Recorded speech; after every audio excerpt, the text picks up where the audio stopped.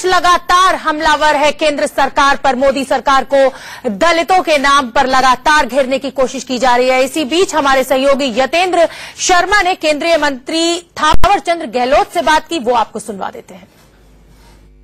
दलितों पर हिंसा को लेकर कांग्रेस बड़ा मुद्दा बना रही है। कांग्रेस अध्यक्ष राहुल गांधी भी आज से आमरण अनशन पर बैठ रहे हैं। मेरे साथ हैं कैबिनेट मिनिस्टर थावरचंद गहलोत जी। गहलोत जी, राहुल गांधी ने मोर्चा संभाल लिया। उनका आरोप सीधा तौर पर है कि बीजेपी के राज में दलितों पर उत्पीड़न बढ़ रहे हैं। देखो, मैं ये सोचता हूं कि उनका ये उपवास 2 अप्रैल को जो हिंसात्मक आंदोलन हुआ और उसमें कांग्रेस की अहम भूमिका रही है, उस पर पर्दा डालने के लिए है। मैं अनुरोध करना चाहूंगा कि वो एक राष्ट्रीय राजनीतिक दल के अध्यक्ष हैं और विरोध पक्ष में है, वो सकारात्मक भूमिका निभाएं और भ्रम पैदा करने, उग्रता का वातावरण बनाने की राजनीति न करें। भारतीय जनता पार्टी की केंद्रीय सरकार ने, एनडीए की सरकार ने अनुसूचित जाति जनजाति वर्ग के हितों के लिए अनेक जनकल्याणकारी योजनाएं बनाई है। उन योजनाओं का लाभ लाभार्थियों तक धरातल पर पहुंचाने में सहयोग प्रदान करें और झूठ की राजनीति न करें। अपेक्षा करूंगा राहुल गांधी जी से कि जब भी उपवास किया जाता है, सच्चे मन से, अच्छे मन से, पवित्रता के साथ किया जाना चाहिए। झूठ पर पर्दा डालने के लिए या अहिंसात्मक कार्यशैली आंदोलनात्मक गतिविधियों में जो कांग्रेस ने निभाई है, उसको छिपाने के लिए उपवास का उपयोग न करें। झूठ से दूर रहे, सकारात्मक भूमिका निभाएं और सच की राजनीति करने का प्रयास करें। और मैं सोचता हूं उपवास में इन सब बातों का ध्यान रखते हुए वो देश में अमन चैन और शांति बनाए रखने के लिए अपील करेंगे। तो धन्यवाद। ये हैं थावरचंद गहलोत, जिनका साफ तौर पर कहना है कि हिंसात्मक कार्रवाइयों से दूर रहने के लिए महात्मा गांधी भी कहते थे, खुद डॉक्टर भीमराव अंबेडकर कहते थे। और जहां तक राहुल गांधी की बात है तो उपवास हमेशा शांति के साथ किया जाता है, सत्य के लिए किया जाता है और सुख शांति के लिए किया जाता है। लेकिन राहुल गांधी इन सबसे दूर नहीं है, वो भ्रम की स्थिति फैला रहे हैं। कैमरामैन पुष्पेंद्र के साथ यतेंद्र शर्मा, इंडिया न्यूज, दिल्ली। तो आपने केंद्रीय मंत्री थावर सिंह गहलोत को सुना। उन्होंने कहा कि राहुल गांधी भ्रम की स्थिति पैदा कर रहे हैं। वो सरकार जो दलितों के लिए काम करना चाहती है, उसमें रुकावट वो पैदा कर रहे हैं। तमाम गेस्ट हमारे साथ जुड़े हुए हैं। बलविंदर सिंह जी दलित चिंतक है, रमेश चंद्र जी बीजेपी के एससी सेल के वाइस प्रेसिडेंट है, लखनऊ से अखिलेश प्रताप सिंह जी कांग्रेस के नेता हमसे जुड़े हुए हैं, मनोज यादव एसपी नेता है और मेरे सहयोगी अजीत श्रीवास्तव राजघाट से हमसे जुड़ गए हैं। अजीत, राहुल गांधी अभी नहीं पहुंचे हैं राजघाट, और कौन बड़े बड़े चेहरे कांग्रेस के वहां पहुंच चुके हैं? अपने आप को कहीं न कहीं राजनीतिक रूप से, लेकिन सब बड़ी तमाम तैयारियां यहाँ पे संजय कुमार पहुंच चुके हैं, पीसी चाको हैं और तमाम अरुण सिंह लवली और बारवा और तमाम जो जिला अध्यक्ष मंडल अध्यक्ष के तमाम जो नेता हैं वो यहाँ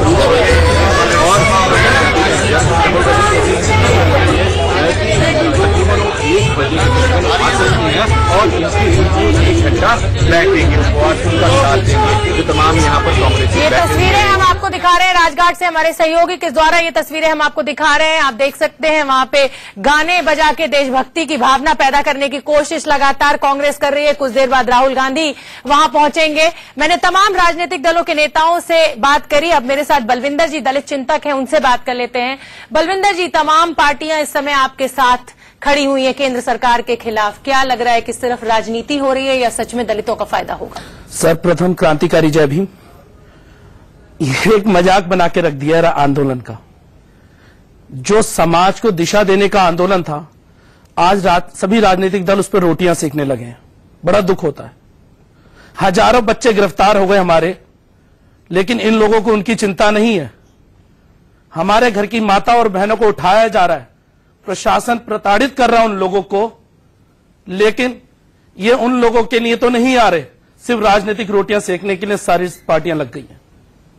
बड़ा दुख होता है। तो आप ये कहते हैं कि इससे दलितों का सच में कोई फायदा नहीं आप देखते हैं कि जिस तरह से राहुल गांधी आज उपवास करने जा रहे हैं, बीएसपी नेता उतर आई हैं, मीडिया के सामने तमाम प्रेस कॉन्फ्रेंस कर रही हैं, समाजवादी पार्टी भी साथ खड़ा हुआ है, कोई फायदा आप नहीं देखते हैं। लखनऊ से अखिलेश प्रताप जी मेरे साथ जुड़े हुए हैं। अखिलेश जी, आज कांग्रेस अध्यक्ष उपवास पर बैठने जा रहे हैं, क्यों पड़ रही है इस उपवास की जरूरत? अगर 60 साल तो आपका राज रहा है, 70 साल तो क्यों दलितों की ये स्थिति है? क्यों बीजेपी के आप लोग पीछे पड़ गए हैं? 70 साल में तो कुछ हुआ ही नहीं है। इतना लंबा तकरीर करने से हम ये नहीं कह रहे हैं कि कुछ नहीं हुआ है, लेकिन दलितों की 70 सालों में कुछ नहीं हुआ है। चलिए ठीक है, बोलिए। जब हम हिंदुस्तान एक डेवलपिंग कंट्री है, हम डेवलप्ड कंट्री नहीं है।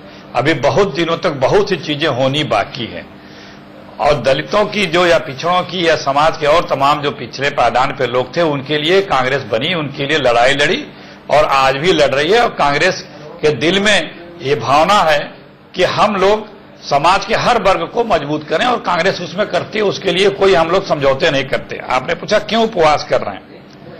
सद्बुद्धि मिले केंद्र की सरकार को, मोदी जी को, आरएसएस को, बीजेपी को, कि वो समाज में जो भी वर्ग है, विशेष तौर से दलित, पिछड़े, अल्पसंख्यक, महिलाएं, उनके प्रति द्वेष भावना न रखें। वो भी समाज के अंग हैं, उनको भी आगे बढ़ने का, उनको भी बराबर का हर चीज का हक है। वो मनुस्मृति की जो सोच है, जो मनुस्मृति के आधार पर संविधान को मानने वाली जो सोच आपकी थी, उसे त्यागिए। चेहरा दिखाते हैं कभी कभी वोट लेने के लिए, लेकिन जब सत्ता पाते हैं तो वही स्थिति ला देते हैं। आज क्या हालत है मैं आपको बताऊं। कोरेगांव में, भीमा कोरेगांव में दलितों पे जो हमले हुए थे, उसके लिए महाराष्ट्र की सरकार ने खुद एक आईजी के आयोग बना करके जांच बिठाई थी। वो जांच में क्या रिपोर्ट आई? यही आई कि एक बीजेपी के समर्थित एक कार्यालय से लोग निकले और दलितों जाके हमले किए। उस आंदोलन का जो मुख्य आरोपी, जिसको लोग गुरुजी बोलते हैं, जो आरोपी थे, उसको गिरफ्तारी आज तक नहीं हो रही है। लोग दलित सड़कों पर उतर रहे हैं गिरफ्तारी के लिए, क्योंकि उसको आदरणीय मोदी जी मंच से गुरुजी पुकारते हैं। तो ये जो भाव है, हम इसीलिए आंदोलन कर रहे हैं, इसीलिए सड़कों पे, इसीलिए उपवास कर रहे हैं। मोदी जी जागो, सद्बुद्धि मिलेगी आपको। सद्बुद्ध सत्ता में बैठे हो आप सबको अपना मानो। नहीं मानोगे तो हम हैं लड़ाई लड़ने के लिए। हमेशा से लड़े हैं, समाज से लड़े हैं, अंग्रेजों से लड़े हैं। जो इनका उपेक्षा करेगा, उपहास करेगा, अपमानित करेगा, जो इन पर जुल्म ज्यादती करेगा, वो इनके लिए हम लड़ेंगे जब तक कांग्रेस से लड़ती रहेगी। यही भाव से हम लोग, अगर ये लड़ाई आपने पिछले 60-65 सालों में अच्छी तरह लड़ ली होती अखिलेश जी, तो आज शायद ये नौबती खड़ी नहीं होती। बहुत लंबा वक्त होता है। दलित आज हमारे साथ होते, हम डेवलपिंग नहीं होते, हम डेवलप्ड होते। का कोई अंत नहीं होता। चलिए ठीक है, हम डेवलपिंग नहीं होते, का कोई अंत नहीं होता अखिलेश जी, हम डेवलप्ड होते। चलिए ठीक है। रमेश जी, ये मेरे साथ एक दलित चिंतक बैठे हुए बलविंदर जी, उनका साफ कहना है कि जो बच्चे आंदोलन में उतरे, उनके खिलाफ 9000 से ज्यादा बच्चों को गिरफ्तार कर लिया गया है। वो अपनी मांगों की उसमें आए थे सड़कों पर, लेकिन जो सरकार का रुख रहा उसके विरोध में ये दलित नेता सारे एकजुट हो गए हैं। क्यों सरकार इसको हैंडल नहीं कर पाई? चाहे जाट आरक्षण हो, चाहे हम किसी भी आरक्षण, मतलब किसी भी हम आंदोलन की बात करें, क्यों सरकारें विफल हो जाती है? क्यों उग्र हो जाती है भीड़?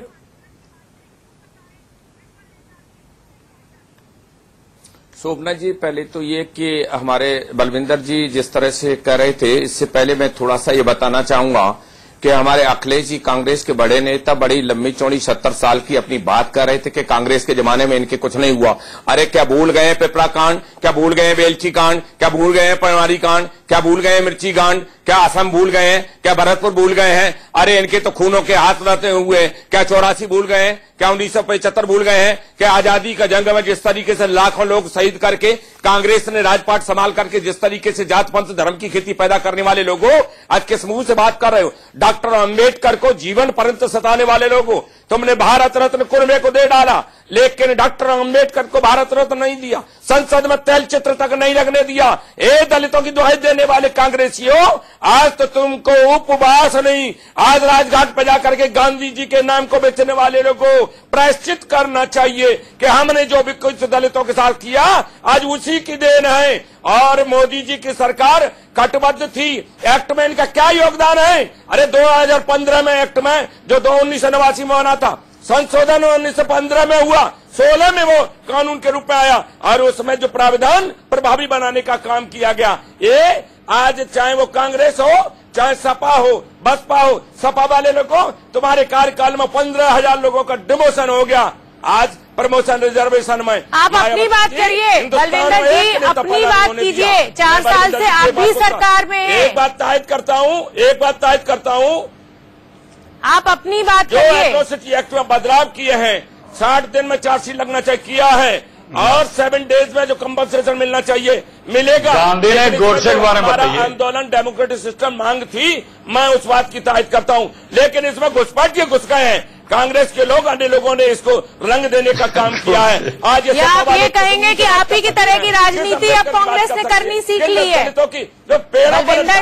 बलविंदर जी, अब ऐसा लगने लगा है आम जनता को, इस देश की जनता को, कि आप राजनीतिक दल कटबद्ध है, कटबद्ध रहेगी।